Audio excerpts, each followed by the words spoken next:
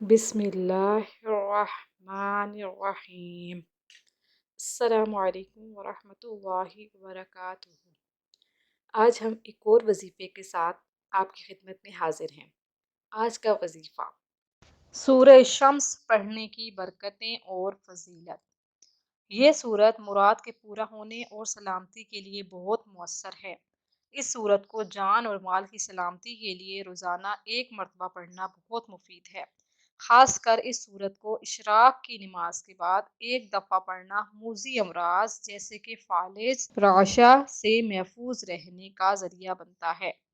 جس عورت کے بچے مر جاتے ہوں اسے چاہیے کہ حمل کے دوران اس سورت کو 41 بار بعد نماز اشراق پڑھیں اور پانی پر دم کر کے پی لیں۔ انشاءاللہ عز و جل شفا ملے گی اور بچہ صحیح سلامت ہوگا۔ مزید وظائف کے لیے ہمارے چینل کو وزٹ کرنا مت بھولیے گا اور جاتے جاتے ہمارے چینل کو سبسکرائب کر دیجیے۔ اللہ پاک ہم سب کو ان وظائف پر عمل کرنے کی توفیق عطا فرمائے۔